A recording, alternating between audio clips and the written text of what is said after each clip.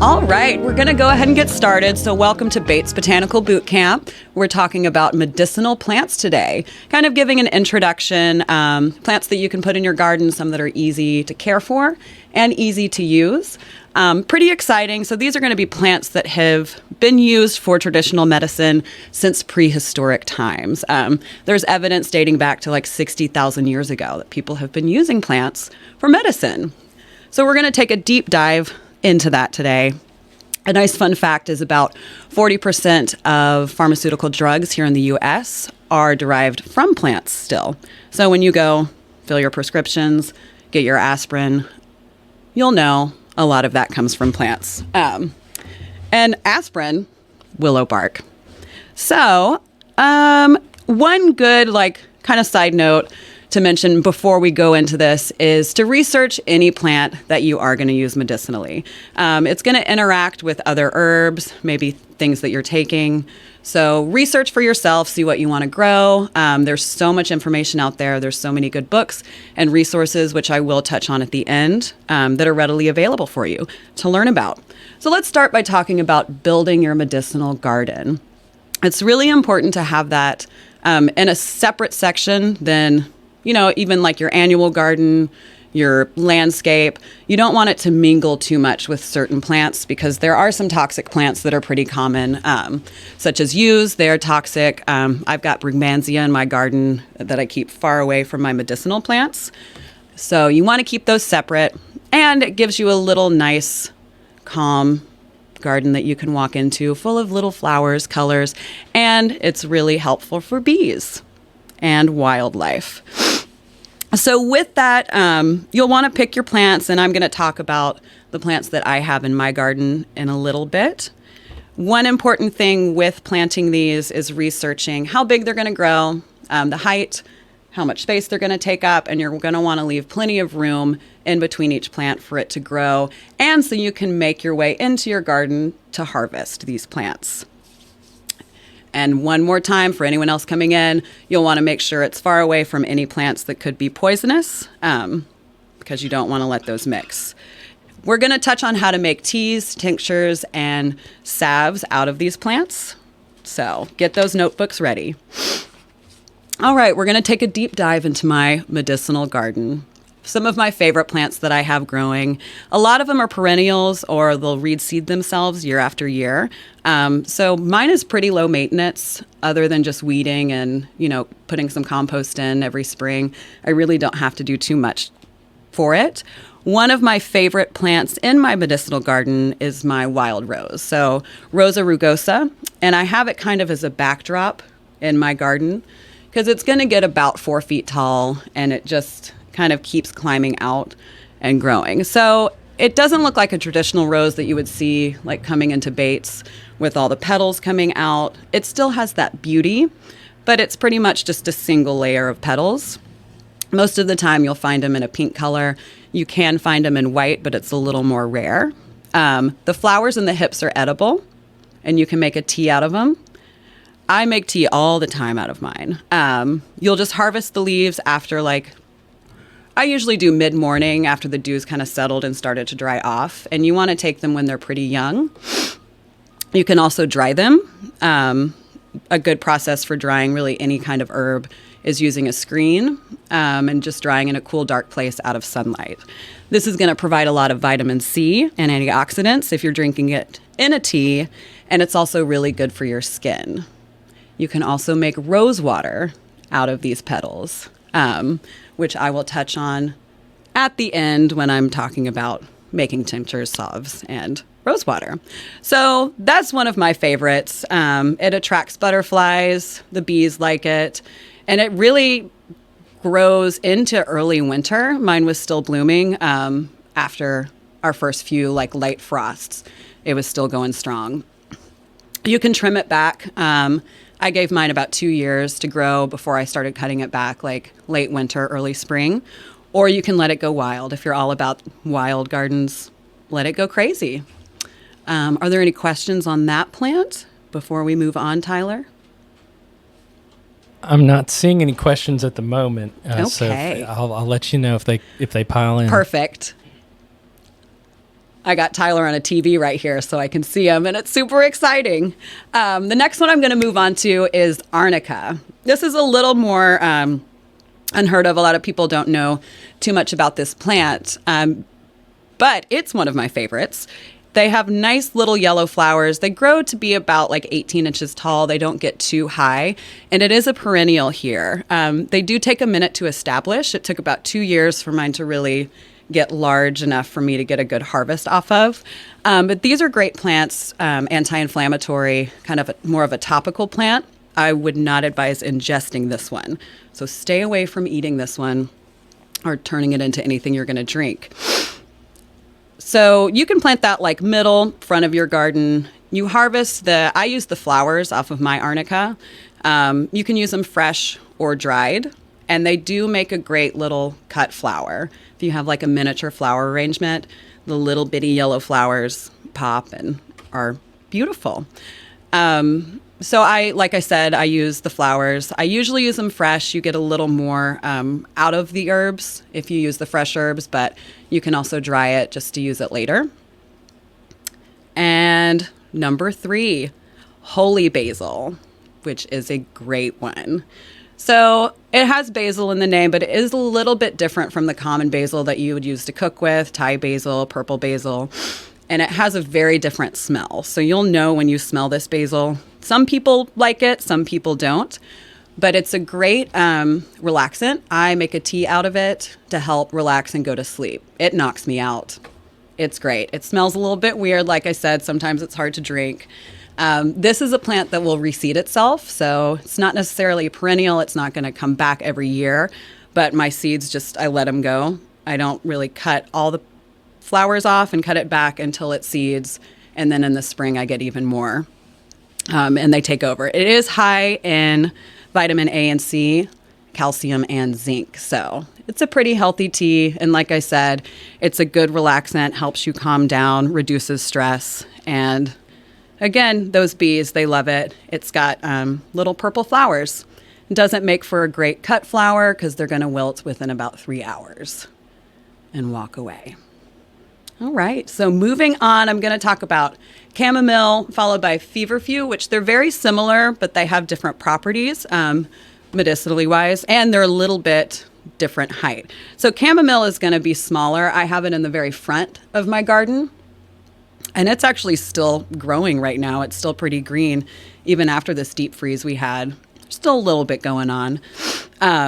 This is great, a great sleep aid, calming. I use it as a tea. I actually mix it with lemon balm and my rose petals. It makes a great little tea mix. You can make it as a gift. You can do so many things with it. Lemon balm is a rather prolific growing thing. It is. It doesn't go too crazy. It kind of stays, it like clumps, unlike mint, which it can spread, but spread clumps. Spread clumps. But mint we will touch on mint. Mint is like, hello, I'm 5 feet behind you now. I'm here and I'm growing and I'm creeping. I made the mistake of planting it in the front of my house, and now it's just going wild. Mona says German or Roman chamomile? German or Roman chamomile. So Roman chamomile is going to be a little bit more hardy. They're kind of interchangeable with how you can use it, but I grow Roman. Yes. Perfect. I love questions. I got really excited when I got one.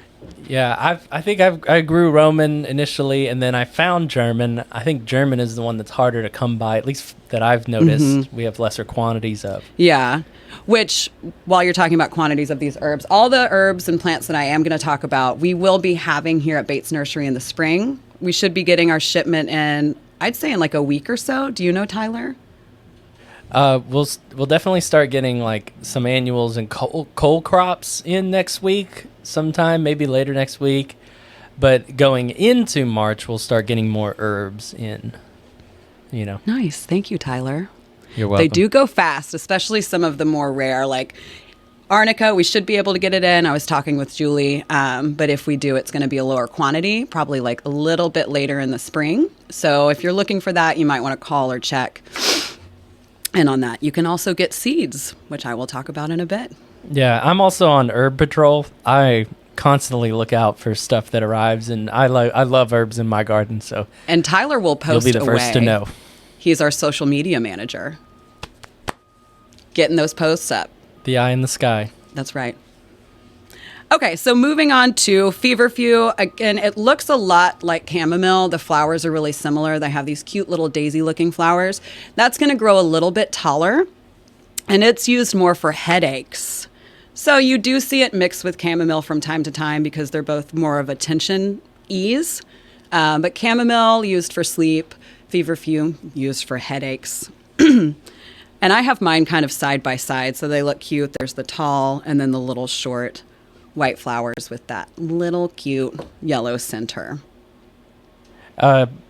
For the question about cole crops, they are just used to describe vegetables in the mustard family. So like broccoli, Brussels sprouts, cabbage, cauliflower, collards, kale, and kohlrabi. Perfect. Sorry. And Sarah's asking, how big of a garden do you need? It depends on how many plants you want to have. I just keep growing mine out year by year. I think I started with mine, it was probably about 10 feet long and 5 feet wide. It doesn't have to be too big. And then I do have another smaller one that's just around an old tree stump. So, I mean, you can start with just 2 plants. You can even just have one. You can start with Echinacea, which is a great perennial that we have here, that we have in stock pretty much throughout the spring and summer.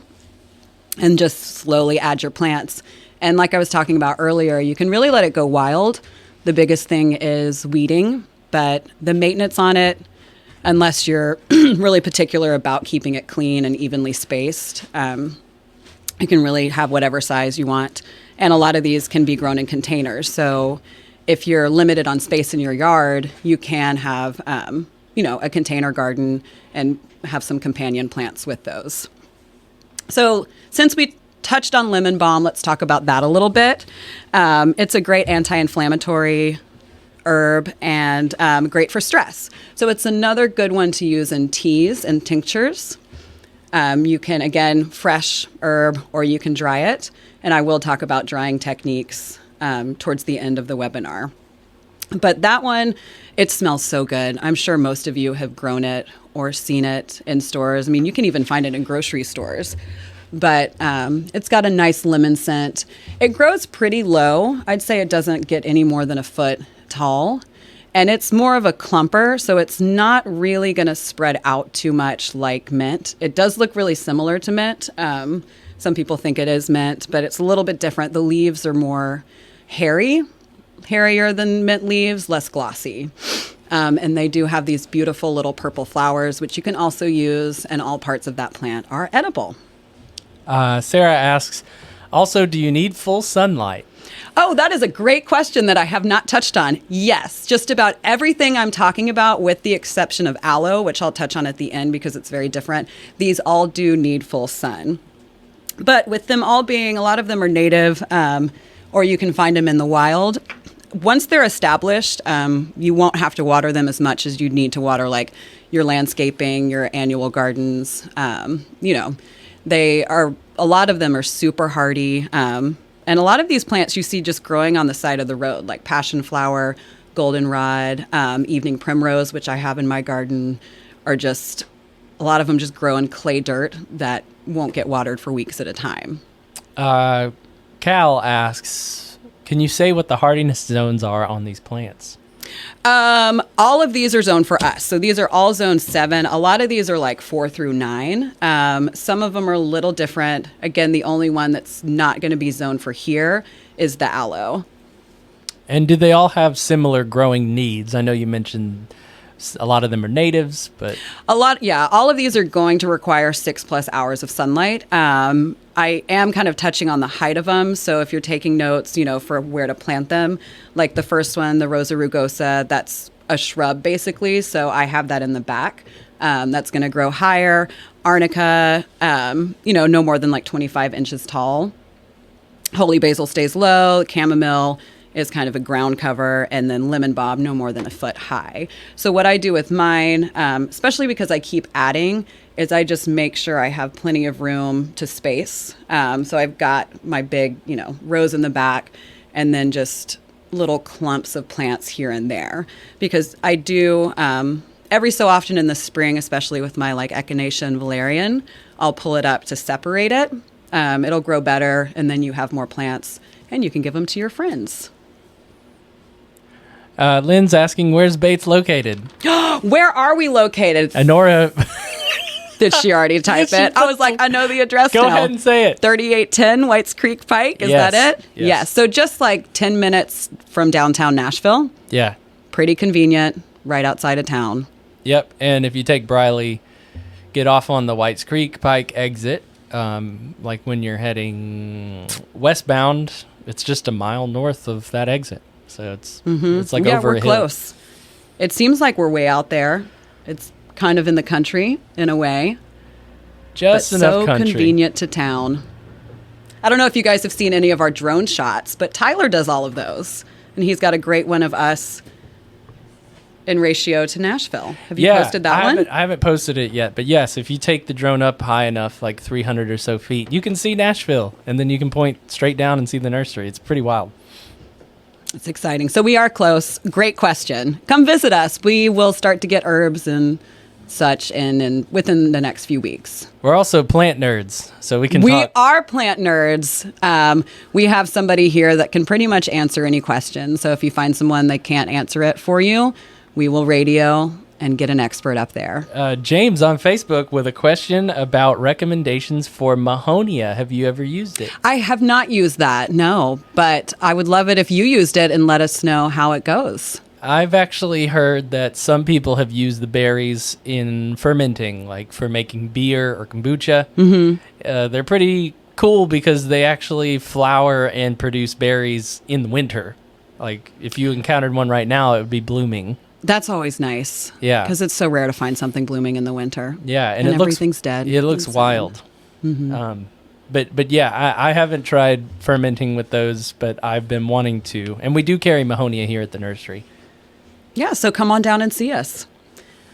All right, so moving on from lemon balm, which just smells so wonderful and is so pretty, and those leaves are so soft. Tyler said, He agrees. I'm going to talk about pot marigolds next. So calendula, which is a little bit harder to find. We do have that in seed here. I haven't seen it. I haven't seen us get it in a live plant, but you can kind of find it online. You can order seeds if we run out. Super easy to sow. It is an annual, so it's not going to come back every year. I have saved my seeds by, taking the flowers, drying them out. But this is an antifungal, anti-inflammatory, antibacterial. I use it in a salve for like a muscle rub. It really helps ease muscle pain. You can also, the flowers are edible as well as the leaves. So it's great to add to your salads. A nice little summer, dash of color in your food. If you're entertaining a lot of people, you can put those flowers in there and eat all parts of that. And we'll talk about that salve a little bit later. But it's one of my favorite things to use combined with arnica and cayenne for sore muscles. So borage, which is a perennial that a friend of mine has growing, and she just posted a photo of it still going strong through the winter. So it doesn't really bloom in the winter, but the leaves are going to stay green. They do have these gorgeous little star-shaped purple flowers. All parts of this plant are edible. I use the leaves and the flowers. Do you have a question? Oh, you were just leaning forward. Well, yeah. You're very active over there. Well, I'm excited. Yes, so Stella has a question. Do you grow herbs from seeds? I do grow a lot of herbs from seeds. Some are a little bit harder and it's just easier to get them, in a nursery. I get a lot here at Bates. My favorite place to order my medicinal seeds from is Mountain Rose. They have a ton of stuff, but they are backed up this year already. I ordered last year and it took about 2 months to get my seeds in. So now's the time. And Saris is asking, isn't calendula just marigold? It is. It's a little bit different, but yeah, it's a marigold. It's part of that family.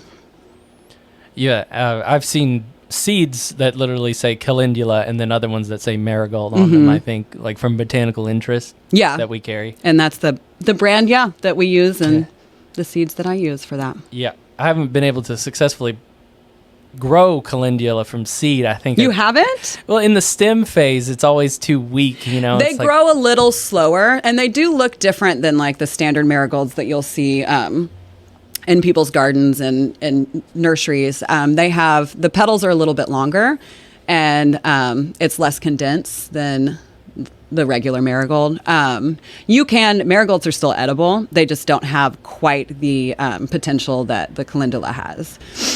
But they, like I said, they do take a little bit longer to start, and they grow slow.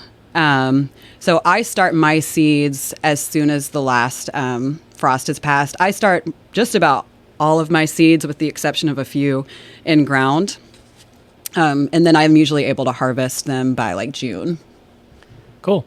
And I have noticed, and I have grown some of the botanical interests, like mixes that they have, and one of them had borage in it, and it successfully seeded on its own and grew. And it is great. Yeah.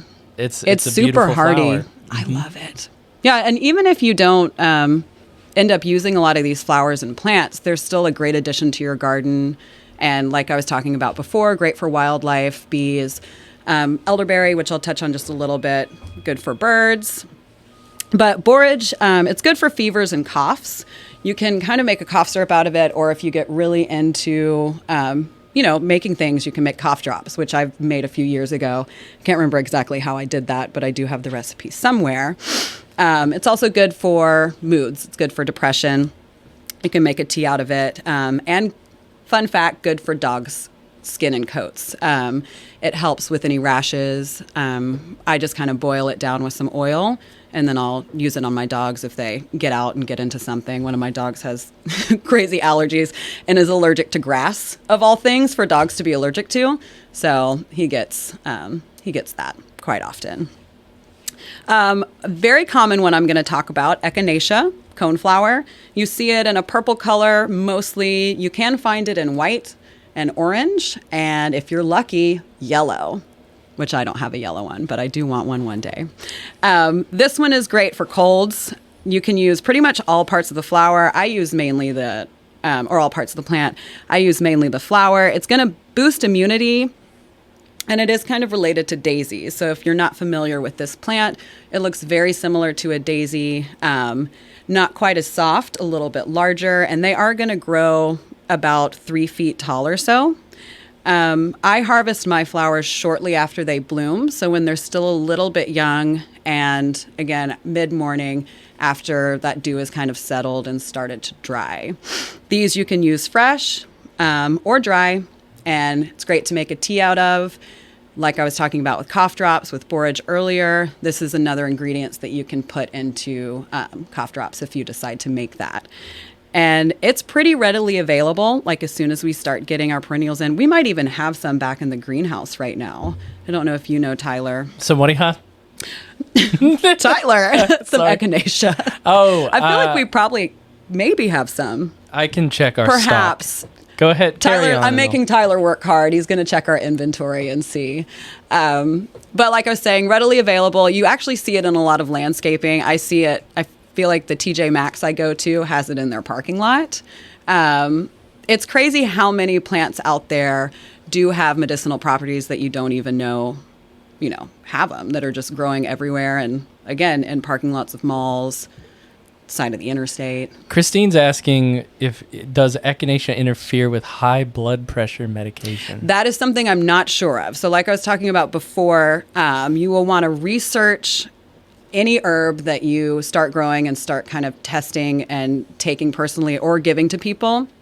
You'll want to know what it interacts with, because a lot of these do. I know high blood pressure is a big thing with a lot of medicinal herbs. So if you're on something for that, or if you just do have high blood pressure, make sure you do your research just to find out what it interacts with and what it's safe to take. And there are some herbs that will interact with each other.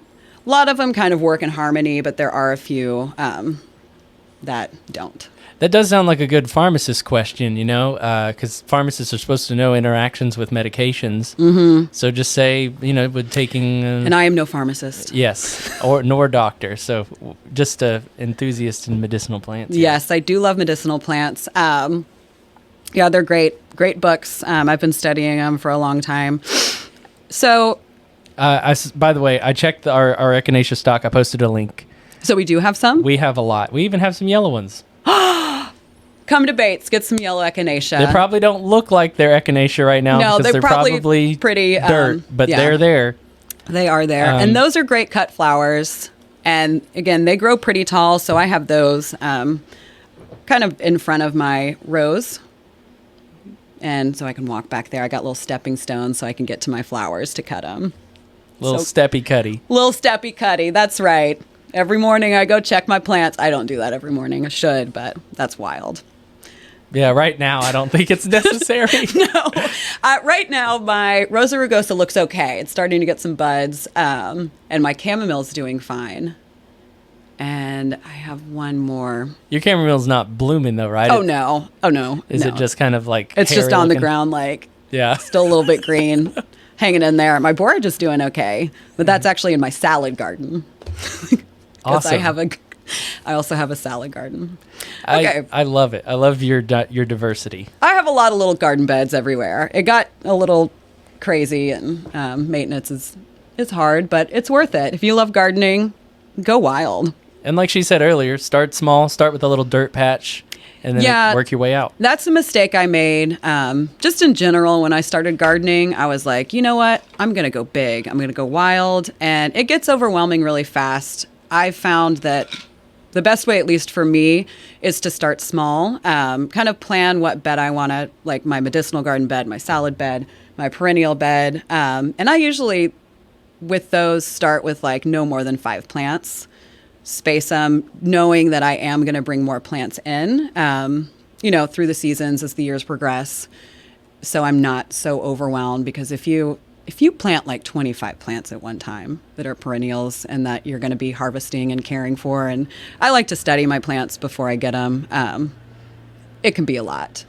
But maybe you want to take on a lot. And Oh, I've had friends they've made a big garden patch in the middle of a field, and they learn a lot. Whether you succeed or fail, you definitely learn a lot. That's one thing about gardening, is it teaches you so much. The internet can only teach you so much, as well as books, but actually doing it, getting out there, and just experimenting with things, you'll learn so much from it. Again, the biggest thing with these medicinal plants for you personally, make sure you just do the research on drug interactions, what it's safe with, animals, all of those things. And try a small amount first before you go the full. Try a small dosage before you decide to just, drink 8 cups of that tea and see what happens. I mean, these do have pretty, significant properties. So, yeah, start small. Sarah's asking, can you recommend books? And you don't have to do it right now, but just like keep it in mind. Yes, I can. I have a stack of books that we will talk about. Okay. Towards the end. And I just have a few more plants to touch on. We still have some good time. Marshmallow, the mallow plant, which I wasn't going to talk about. And then I flipped open one of my books, which I brought to talk about. And I remembered this amazing plant that I've been growing for about 4 years now. I started it from seed because I never really see it at nurseries, but it does grow in the wild. You can find it. The seeds I ordered from Mountain Rose.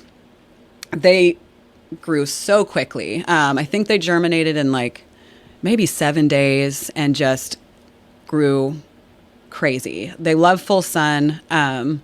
Very hardy until this year, because it's about a 4-year-old plant, and I think it's time to start again.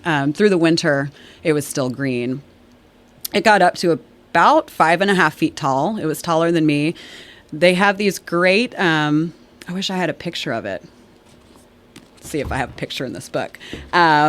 These beautiful, round, very soft leaves, which can be used for toilet paper. If you find yourself in a pinch, no toilet paper, the store runs out, it can be used for that. Let's see. Oh, no photo. Oh. I'll try and see if I can pull one up and throw it in the chat. Yes. Thank you, Tyler. Again, I'm making Tyler work. All parts of the marshmallow plant are edible. It flowers. It's got small pinkish purple flowers. I use the leaves in my cut arrangements. They last pretty long. And the leaves, again, get to what is that, like 5 inches wide? Yeah, that looks to be like 6, actually. Not as big as 6 my or face. 7. Yeah. Okay. So maybe 5 to 7 on a mature plant. It took about 2 years for mine to get big, or that big. But I do harvest the roots. You can dry it or use it fresh. But it's great for colds. A lot of these plants are great for colds. And, you can add that to your cough drops if you find a good recipe for it. That's something that can be added. But like I said, all parts of the marshmallow plant are usable. The root probably has the most medicinal properties of the plant, though. And then the last that I'm going to touch on, going in depth, I will mention a few, all-stars that we won't talk about as much towards the end, is aloe. So this is a plant that's not perennial.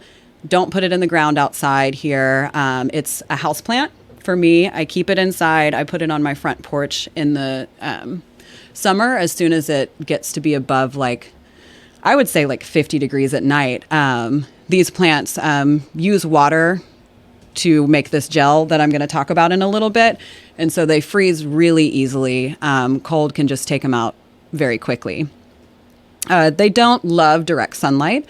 So if you have a shaded porch or somewhere under a tree, you'll want to put it there where it gets a lot of bright indirect light, but it's not pelted by direct sun rays for a while. You look at it and you think it would like a lot of sun, but it doesn't.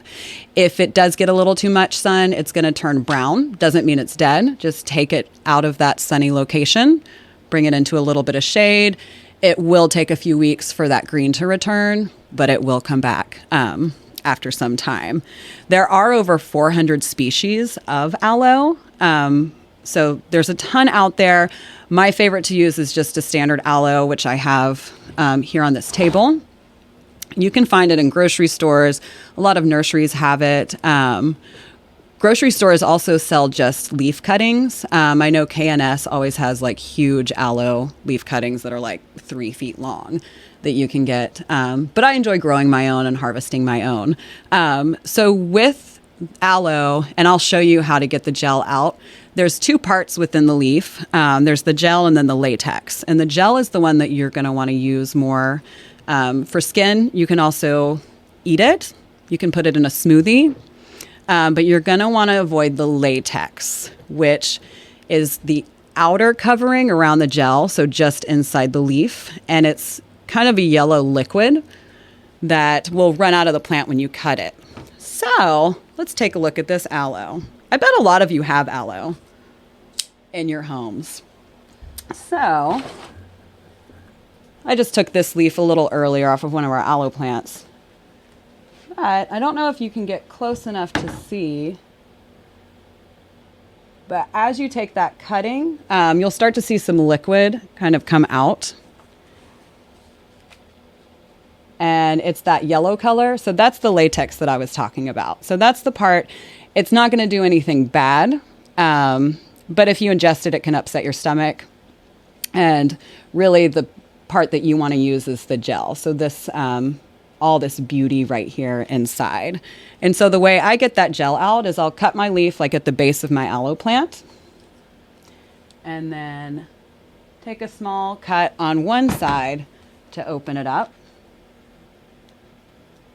Look at that. And then I use a spoon or a butter knife to kind of scrape that gel out. And you don't want to scrape all the way down to the leaf because you'll kind of get into the latex a little bit, which again, the latex is pretty harmless, especially if you're not eating it and you're just using it as a topical agent, then it's not too crazy. But you can see the gel right there. It doesn't have that yellow latex in it, which again is going to ooze out of the end when you cut it off the plant. So I use mine for skincare, sunburns. It's great for so many things, existing UV damage. So if you've been out in the sun a lot and you've got damage from that, it does, I've noticed using it because gardening, I'm always out in the sun. It helps kind of reverse that a little bit as much as you can. Look at this young face. Yes, Tyler. Wow. Christine asked if folks are allergic to latex, would the latex in this plant cause a similar reaction? It's a little bit different. than that. But I would research that on your own just to make sure. I haven't done too much research into that, but yeah, with that similar name, I would look that up. Pamela's chiming in on Facebook. I order seeds from Strictly Medicinal Seeds and Richter's. Strictly Medicinal, I've gotten seeds from them as well. Not Richter's, though. I might have to try that one out. Yeah, if you have any book recommendations or seeds, definitely put them in the chat box so we can all like share that information. Yeah, but aloe, like I was talking about, great for skin. You can use it quite often. I do have a slight latex allergy, and I've never had problems with it. Great for sunburns. I do make kind of a cream out of it if I get a bad sunburn. I'll blend it up with a few other things, some lotions, and I use arnica in that too. It doesn't last too long once you open the leaf, but if you take your leaf cutting, just the leaf off the plant, you can keep it in your refrigerator. That will last a few weeks, but once you open that plant to get the gel out, it's not going to stay fresh for very long. All right, do we have any questions? No other questions right now. All right, so let's talk about tinctures. Sorry. Yes. Natalie says, did you say smoothies with aloe? Smoothies with aloe, yes. You can make smoothies. It's edible. Again, do your research. I mean, you see drinks at the grocery store that's aloe juice. The part that is edible, the most edible, is that gel that's in the inside. Avoid the leaf, that outer covering, and latex for the most part. There's not too much of that latex in there. Again, it's not the same as that plastic latex. It's a different type thing, but that yellow that comes out of the plant, avoid that if possible when you're making your smoothies. So strictly focusing on the kind of clear inner. Yes, which we'll bring it up leaf. one more time just for fun because we already have it open. Sarah chimes in, I use internal aloe gel for indigestion. Yeah. Oh, yes. All right, I'm on your Texas mug. I'm going to try and find you. Are you? Yeah. Here, I can go close to the Texas. Nope, back up here. Hold still. So there's the gel. It's that clear gel, and you can just take it and, ooh, yes, rub it in. What I like to do if I'm going to use it in large quantities is blend it up, or I have a little emulsion blender that I'll use because you do have the kind of a harder chunks in there once you get the liquid out. They're kind of fun to squeeze too. I think I've zoomed in too far. No. And I took my hands away. Yeah. Sorry, Tyler. I was just enjoying putting aloe gel Hey, you're in the aloe moment. Oh, yes, I am. Mm-hmm. My arms are going to look so young and refreshed when I get out of this webinar from just covering myself with aloe. Sounds like a ritual. Yes, it does. So talking about tinctures, what I use for mine, there's a few different things you can use. I use at least 100 proof vodka. I just get like the cheapest one. I think Taka is the brand I usually use. Doesn't have to be a really good brand. It's all about the proof. 100 proof and up, that's going to draw out more of those properties that you want, and it's going to last a little bit longer. You can also use vinegar. If you want to stay away from that alcohol, vinegar is going to work just fine. And then another option is glycerin. With glycerin, the shelf life is going to be a lot less. I would say it's just like a few weeks that I would keep it with glycerin, but that tincture is going to be like a 3-day process. Now with vodka or vinegar, it's about, some you can do 2 weeks. It's like 2 to 8 weeks that you're going to want to let it sit to draw out all of those fun things into the liquid. And vodka tinctures, I keep mine for about a year. Some say shelf life is 2 years. I like to kind of keep it under that. So vodka is going to last longer. Vinegar, or if you go with glycerin, a lot less of a shelf life. I'm going to mainly talk about vodka vinegar tinctures. So if you want to do a glycerin, kind of, you might want to research that on your own. It's just a shorter process, shorter shelf life. So with the vodka, yes. Christine is asking, just standard white vinegar? Uh-huh. Yeah. I mean, you can use that, apple cider vinegar. I've used just white vinegar before. It's the cheapest and kind of the strongest out there. I use it for cleaning and laundry and everything. And vodka for cleaning.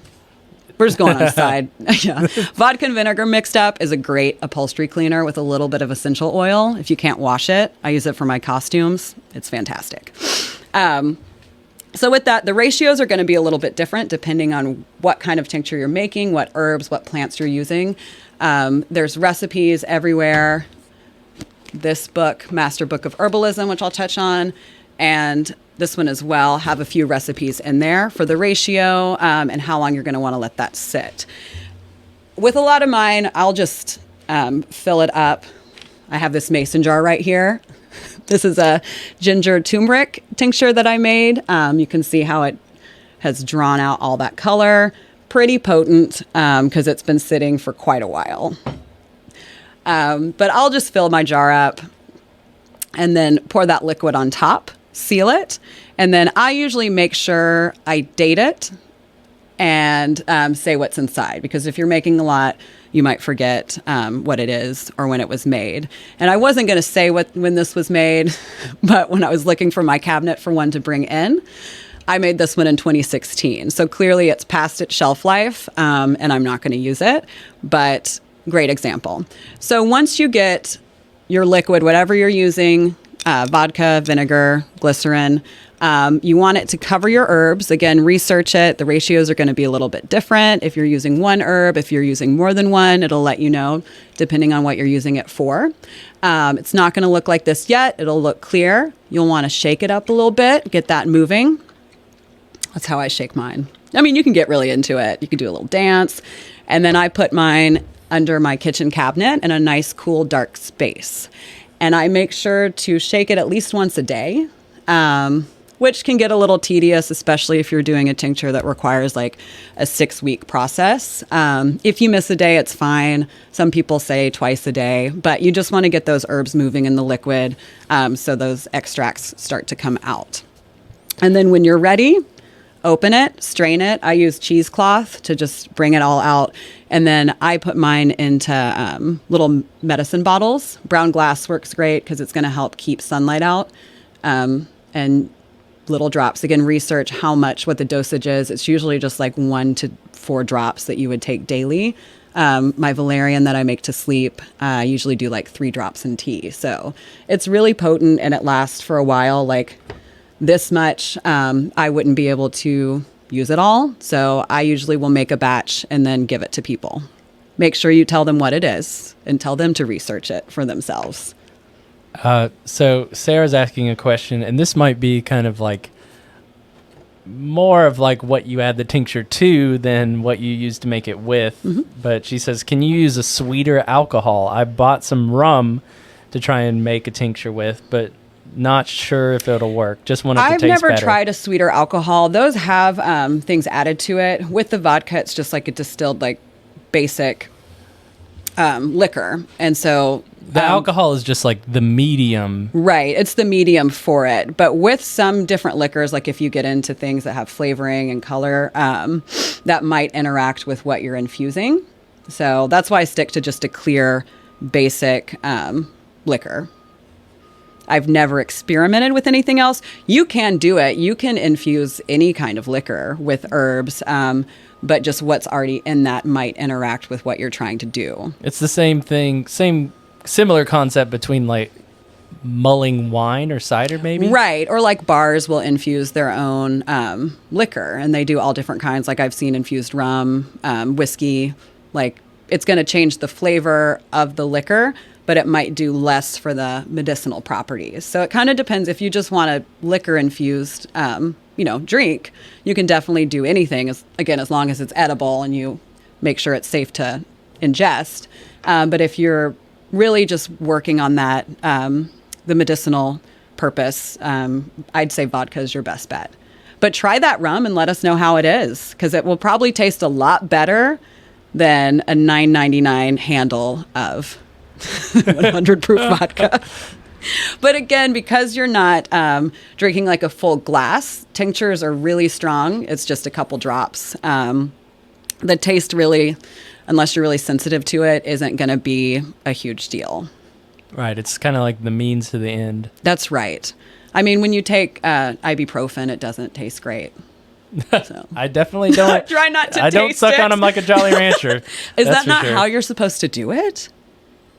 Just kidding. I don't suck on. Please don't do that. I don't do that. No, just down the hatch.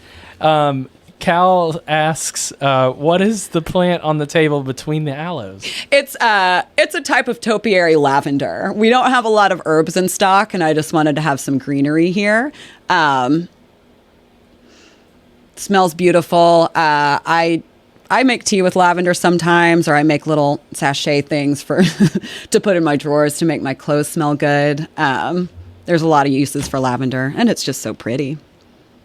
With those purple little blooms. Yeah, more than one sense being engaged there. Yeah, a lot going on. Look at her grow. Ooh. Okay, so moving on from tinctures. If you have questions about it, you can always type them in the chat box. We can go back to it. So we're going to talk about salves.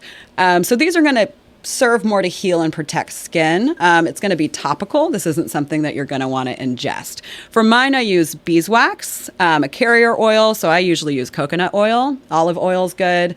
You can use it really any kind, but I would say those are the best options. And then whatever herb or plant that you want to use, fresh is always better than dried for the most part, but you can use dried if that's all you have available, especially in the winter. You can order them or you can use your own plants. You can also add some essential oils if you want to make it smell good.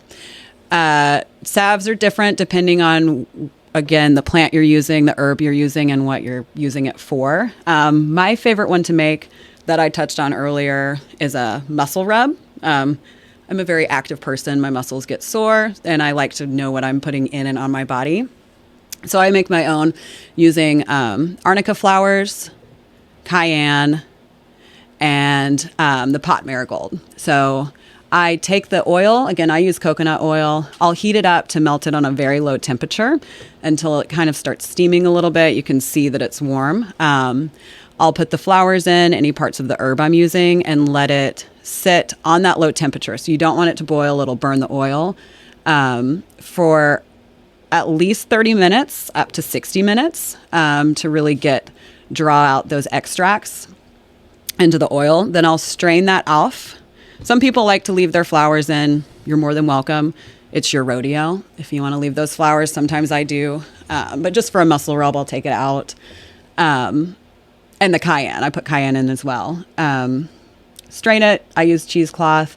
And then I'll let it cool just a little bit. And then you'll want to take beeswax. Melt that beeswax. Depending on how hard you want this salve, you can use a lot more beeswax if you want it to be like a solid block, or if you want it to be softer, less beeswax. It just is a matter of preference. Where do you source your beeswax? I've gotten mine online from a couple different places. Mountain Rose, they sell it. I've just gotten to where I order most of my stuff through them. I know you can get it on Amazon. I do my research to see how it's sourced and, what I'm getting. So I like to go through organic sellers, but there are a lot out there.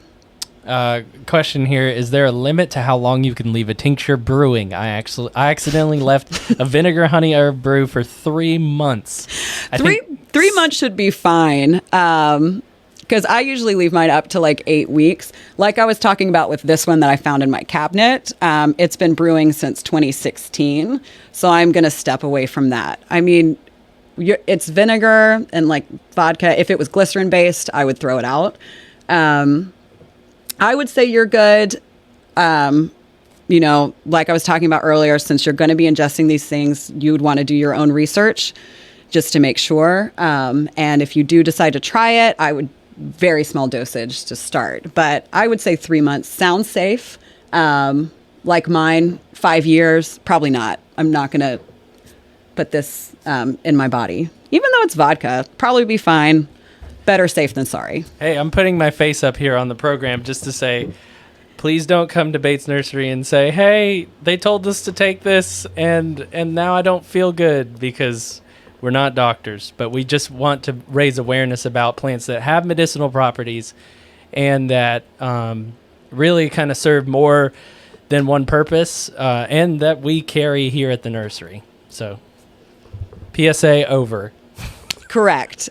So again, like we were saying, you'll want to do your research. Everyone's different. Things will interact. I started with just like peppermint was like one of the first herbs that I experimented with.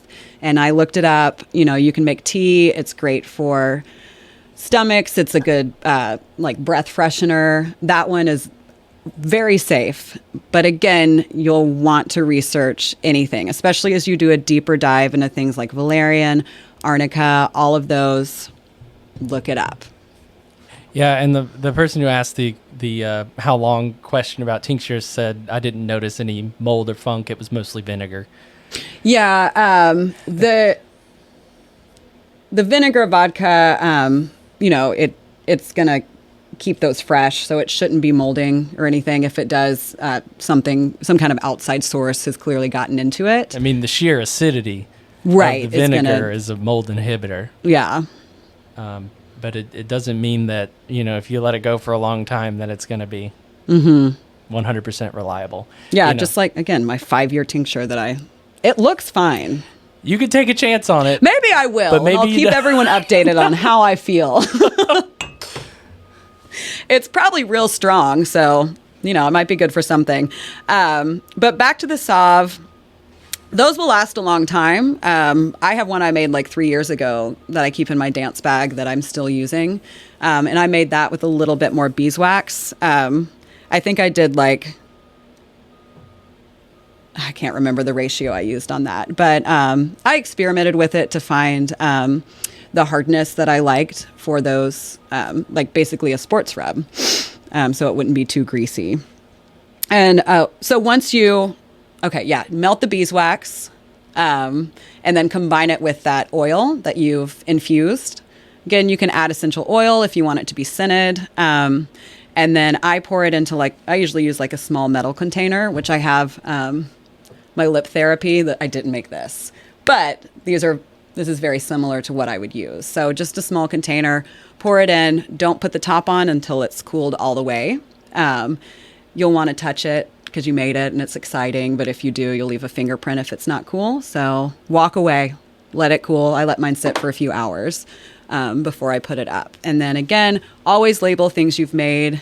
Put the ingredients and the date that you made it because you don't want it to get mixed up with something else that was in a similar container. And then, you ate or put on the wrong thing. With using cayenne, one mistake I made when I made this the first time was I didn't think about it and just used cayenne powder, which was great and it worked, but it's going to turn your skin red. So I used the actual fresh pepper, instead. That's a good thing to note because I was thinking cayenne powder? Not cayenne powder. Again, you can use it, but the fresh pepper isn't going to leave as much color because that powder just basically seeps into the oil and I was using it and I would be like orange and then it'll get on your clothes. Lycopene. And stain it. That's the enzyme that makes that color stick.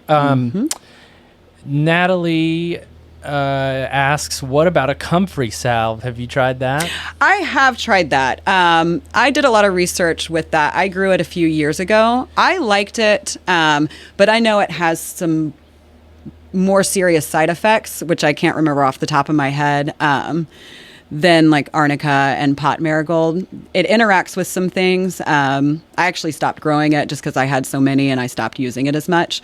But I did use it, and I didn't have any problems with it. And I enjoyed it, but with everything I make, I usually give to people, so I like to stay on the safe side of everything. Yeah, comfrey, by the way, if you do grow it, it's vigorously growing, and you can use it, like cut the leaves and use it to feed your garden beds. It's called the chop and drop. It's one of the popular plants for doing that kind of thing. So there are other functions as well. And we will have that. We got it in last year. We didn't get a lot. It was one of the organic herbs that we got in like mid-spring. So the quantity on that was a little bit lower. Just check our website. When it pops up, it'll show up there. It'll be there, and then you can get all your herbs. So rosewater, what I talked about at the very beginning of the webinar today, if you wanted to make it, you're just going to harvest your fresh petals. If you want to go fresh, you can go dry. You can order them. There's a lot of places that sell them. There's a few local places that you can get them from as well. But I mean, roses are so easy to come by. You don't have to use Rosa rugosa. I've made it out of just kind of a standard rose bush that I had in my yard. But if you're using fresh, you'll want to do equal parts distilled water to fresh petals. If you're using dry, it's going to be, if you did 2 cups of distilled water, you do 1 cup of dried.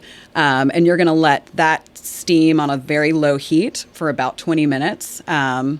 You'll see the color start to leave the leaves, especially if they're fresh. It's kind of cool. If you start with pink rose petals, they'll be white by the end and pretty translucent. So about 20 minutes is a good time. Keep it on that low heat. You'll see the steam coming off. Strain it, let it cool. I put mine in a spray bottle, keep it in the fridge. It'll last about 5 to 7 days since there's no preservatives in that. So you don't want to make like a huge quantity thinking like, oh, I'm going to use this rose water for the next 5 months. It doesn't have a very long shelf life. So I make like one batch a week. And it's really nice in the summer. You walk into your fridge, you have this rose water that's great for your skin, and it's going to cool you down. Spray yourself down with it and walk away. I would hope to have that much confidence with my rose spray. I will make you some. I'll keep some here at Bates in the fridge, in the lunch fridge. Cool. Yeah, we'll do that. I'm down. So talking about the process of drying flowers and plants, herbs. So if you're not able to use fresh or towards the, I was going to say end of winter, end of summer, end of fall, depending on when that plant's dying off, if you want to harvest it to use it throughout the year, you can definitely dry just about anything. A good way to dry things, I use just twine. If I'm cutting from the stem up to the plant, I'll just wrap it all together with the twine at the base and hang it upside down in a cool, dark place that doesn't really get a lot of sunlight. So I have a little closet underneath some stairs that I use to dry a lot of my herbs. If your herbs are going to lose their petals, you can always put them wrap a paper bag around them or put something underneath to catch those petals as they fall down so you can still use them. Another option, if you're harvesting roots or just petals and you don't have that option to tie it up, is going to be using a screen. You can just get a large screen. I've made some before. I've gotten screen at like Home Depot and then use like, small, like 1 by 1, some kind of small wood on either side to basically clamp it and put some screws in, hold it tight, and then you can set that on something. Make sure it's getting air, up above and down below, so you don't want it sitting directly on something. And I usually will let mine sit outside to dry before I put that screen in my drying room. So you can use the hanging or screened version to dry your plants. Are there any questions on that? We do have a question. What was the name of the second book you showed us? Which I believe was the green one? The Modern Greenish? Herbal Dispensary. Dispensary. Words are hard when you've been talking basically to yourself. It's dispensatory. I haven't used this book as much as the Master Book of Herbalism. I got this one about a year ago, but it's great. It has recipes in it. I don't know if you can see it, but it's kind of hard to make it out. Yeah. Here, let's just find a page. Oh, it's talking about parsley. It talks about how to eat it, how to use it. And then with the tincture, it gives you the exact ratio, like 1 to 2 for the dried leaf, 1 to 5, and then how often to take it, like kind of what they say is safe to take. Again, even if you're in a book, I would still do my research and cross-reference things, especially as you dive into more obscure medicinal herbs. But this is a great book. It's got just the individual herbs and then what you can combine and what you can use it for. The second book, Master Book of Herbalism, this is my go-to reference. I use it all the time. It's fantastic. It has pictures. It's just black and white drawings, but it also includes lore with a lot of the herbs. So, which I find fascinating. It talks about where it came from, stories behind it. And then it gives a little bit, it lets you know kind of what you can use it for, less in depth with the modern book. It doesn't have as many recipes, but like I said, it's a good herbal reference book. I love it. You should buy it if you want to buy a book. Both of them are fantastic. And then the third book I have is actually a book my mom gave me for Christmas a few years ago. That is more of a coffee table book, but it actually has a ton of great information in it. And it's native plants to North America. It's not all medicinal plants. There's some, like weaving, making chairs, canoes, how to use tree bark. So it's kind of like southern things as well. Kind of southern things. Plants and things. Yeah, great pictures. Oh, that's a lovely illustration. Blackberry? Oh, yeah. Mm-hmm. Oh, I opened right to that same page. Oh. But it has a lot of useful information. Again, lovely illustrations. Oh, valerian. I wasn't going to talk too much about this, but now that we opened it to this page, this is one of my favorite medicinal plants to grow. Real you quick. have to be... Sorry, got a question from Heather real quick. Is there a time period that flowers lose their ability to be used to put in oils or water? It's just not going to be as strong. So I always recommend using like a younger flower. Once they get to the point to where you'd be deadheading them, I wouldn't even... I mean, you can use it. You're not going to be able to get as much extract from it.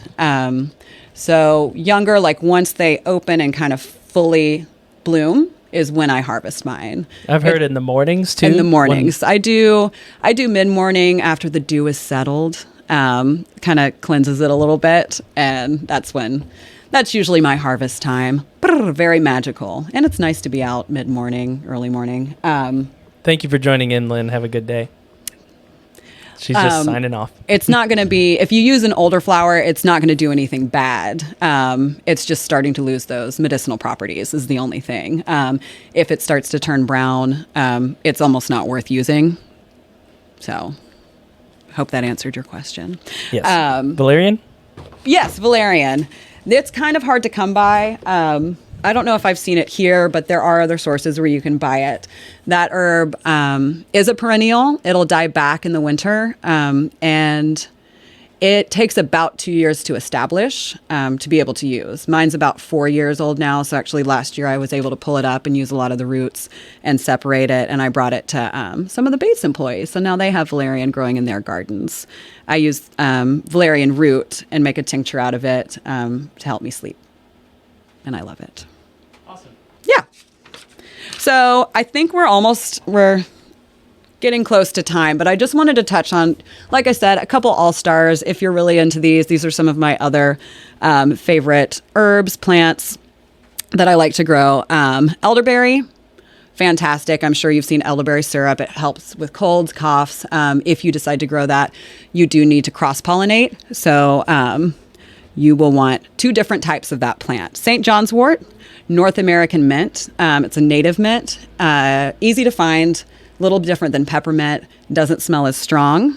Valerian, which I already touched on. Witch hazel, beautiful tree. You can use the bark and the twigs and kind of steam distill it to draw out those properties. Passion flower, something that you see growing on the side. Very invasive if you plant it in your garden, which I made the mistake of doing. Still natively a beautiful invasive. plant. It's what? Natively invasive. Oh my gosh. Thinking about it, I'm like, in my yard. I planted it right by my house before I knew any better, and it is wild. You just learn to deal with it. It's like a friendly kudzu, but it doesn't choke things out too bad. It doesn't. It takes over. But again, it's gorgeous. The flowers are beautiful. Milkweed, hibiscus, goldenrod, which you see growing on the side. Milk thistle, which we will get in stock here, but you also see it growing wild. It's pokey. You have to kind of peel stuff back. And mullein. Those are some of my favorite ones to use and just to have in my garden. Again, if you decide to have a medicinal garden and, you get overwhelmed and you don't harvest anything, it's still great for bees, great for wildlife, and beautiful to look at. You can always just use it for cut flowers or just to make your yard look a little bit better and prettier. Sarah's asking, have you ever used Usnea lichen? Is it Usnea? I haven't, no. Okay. Have you, Sarah? Yeah, right back at you. I haven't even Sarah, heard you've of had it. some great questions. Oh yeah, thank you for your participation. Yeah, but if you try anything, especially those two that we talked about earlier, and you liked it or didn't like it, like we would love to know. Natalie's asking about licorice root. Licorice root, I haven't used that. Again, there's so many things in the medicinal plant world that you can use. I've stuck to about, I would say like 25 or 30 plants that I use that work for me and that I like to have grow. But just try it. Like if you want to try something, do your research, find the plant. We have a lot here at Bates. You might have to order seeds. Again, Mountain Rose is where I get a lot of my supplies, seeds from. I think they outsource from another company for some of their seeds, but they're great. I have, great success with those seeds. Ashwagandha. Ashwagandha. We should be getting that one in this year. I've been pestering Julie about ordering it, and I think we're getting it as long as it does come in. So that should be one of the plants that we get. Sarah said usnea is amazing but causes major indigestion. So Ooh, yeah. at your own risk. But it's fun to just experiment. Look it up, research it, and try to grow it. Again, even if you end up not using it. Like I've experimented with some herbs and plants that I thought I would use and I didn't, but I enjoyed the process and learning. All right. Yeah. Thanks for joining us.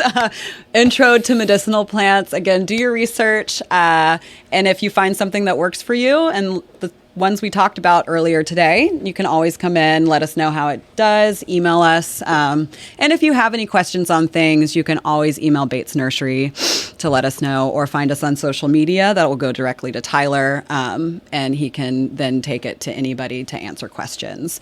But do your research. Books are great. There's so many good books out there. I hit the mic. I hope that didn't hurt your ears. No, that was a light bonk. Okay, it was a lot. It was just to make sure you guys are still awake No, it was a because my voice weak is so bonk. calming. But yeah, I enjoyed our time together this morning, and I hope you all have a great day. So thanks.